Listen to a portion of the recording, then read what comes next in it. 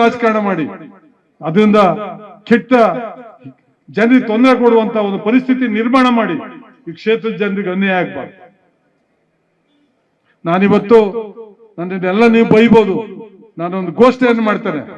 ಇವತ್ತು ನಿಮಗೆ ಮಾನ ಮರ್ಯಾದೆ ಇದ್ರೆ, ಈ ಕ್ಷೇತ್ರದ ಬಗ್ಗೆ ಗೌರವ ಇದ್ರೆ, ಈ ಕ್ಷೇತ್ರದ ಬಗ್ಗೆ ಮಾಡಿರ್ತಕ್ಕಂಥ ಅನ್ಯಾಯವನ್ನ ಮನವರಿಕೆ ಮಾಡಿಕೊಂಡು, ಈ ಕ್ಷೇತ್ರದ ಮಹಿಳೆಯರಿಗೆ ಮಾಡಿರ್ತಕ್ಕಂಥ ಅನ್ಯಾಯವನ್ನ ಮನವರಿಸಿಕೊಂಡು ನೀವು ನಾಳೆ ಡಿಕ್ಲೇರ್ ಮಾಡಬೇಕು, ನಾನು ಮುಂದೆ ಈ ಕ್ಷೇತ್ರದ ಚುನಾವಣೆಗೆ ನಿಲ್ಲದಿಲ್ಲ ಅಂತೇಳಿ. ನಾನು ನಾಳೆ ಡಿಕ್ಲೇರ್ ಮಾಡ್ತೇನೆ, ನಾನು ಈ ಕ್ಷೇತ್ರದ ಚುನಾವಣೆಗೆ ನಾನು ನಿಲ್ಲದಿಲ್ಲ. ನಿಮ್ ಜೊತೆ ನಿಂತು ಚುನಾವಣೆ ನಿಲ್ದಾರ ಇದ್ರು ನನ್ನ ಜೀವ ಕೊಟ್ಟು ಈ ಕ್ಷೇತ್ರದ ಜನರಿಗೆ ದುಡಿತಾರೆ.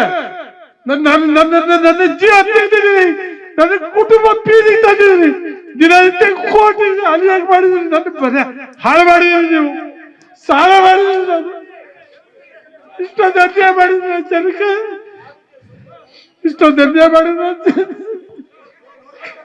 ಜನಗೆ ಅನ್ಯಾಯ ಮಾಡಿಲ್ಲ, ಜನಗೆ ಅನ್ಯಾಯ ಮಾಡಿಲ್ಲ. ನಾನು ಇವತ್ತು ವಾಚನೆ ಮಾಡ್ತಾರೆ, ನಾನೆಲ್ಲ ಚುನಾವಣೆಗೆ ನೀವು ಯಾರು ಹಾಕಿದ್ದೀನಿ ಆ ಮನುಷ್ಯ ಅಂತ ಕೆಟ್ಟ ಮನಸ್ಥಿತಿ ಮನುಷ್ಯ ಈ ಕ್ಷೇತ್ರದ ಶಾಸಕ ಮತ್ತಾಗಬಾರ್ದು. ಆದ್ರೆ ಈ ಕ್ಷೇತ್ರಕ್ಕೆ ದೊಡ್ಡ ಮಾರಕ.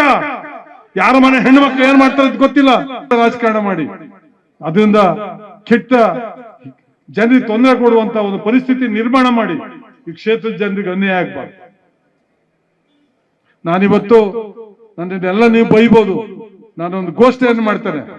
ಇವತ್ತು ನಿಮಗೆ ಮಾನ ಮರ್ಯಾದೆ ಇದ್ರೆ, ಈ ಕ್ಷೇತ್ರದ ಬಗ್ಗೆ ಗೌರವ ಇದ್ರೆ, ಈ ಕ್ಷೇತ್ರದ ಬಗ್ಗೆ ಮಾಡಿರ್ತಕ್ಕಂಥ ಅನ್ಯಾಯವನ್ನ ಮನವರಿಕೆ ಮಾಡಿಕೊಂಡು, ಈ ಕ್ಷೇತ್ರದ ಮಹಿಳೆಯರಿಗೆ ಮಾಡಿರ್ತಕ್ಕಂಥ ಅನ್ಯಾಯವನ್ನ ಮನವರಿಸಿಕೊಂಡು ನೀವು ನಾಳೆ ಡಿಕ್ಲೇರ್ ಮಾಡಬೇಕು, ನಾನು ಮುಂದೆ ಈ ಕ್ಷೇತ್ರದ ಚುನಾವಣೆಗೆ ನಿಲ್ಲದಿಲ್ಲ ಅಂತೇಳಿ.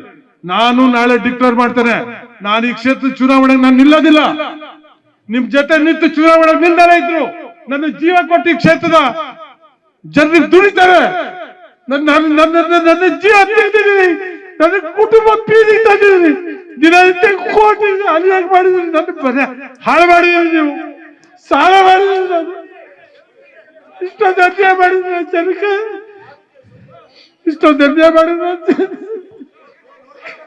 ಜನಗೆ ಅನ್ಯಾಯ ಮಾಡಿಲ್ಲ, ನಾನು ಇವತ್ತು ವಾಚನೆ ಮಾಡ್ತಾರೆ, ನಾನೆಲ್ಲ ಚುನಾವಣೆಗೆ ನೀವು ಯಾರು ಹಾಕಿದ್ದೀನಿ ಆ ಮನುಷ್ಯ ಅಂತ ಕೆಟ್ಟ ಮನಸ್ಥಿತಿ ಮನುಷ್ಯ ಈ ಕ್ಷೇತ್ರದ ಶಾಸಕ ಮತ್ತಾಗಬಾರ್ದು. ಆದ್ರೆ ಈ ಕ್ಷೇತ್ರಕ್ಕೆ ದೊಡ್ಡ ಮಾರಕ. ಯಾರ ಮನೆ ಹೆಣ್ಮಕ್ಳು ಏನ್ ಮಾಡ್ತಾರೆ ಅಂತ ಗೊತ್ತಿಲ್ಲ.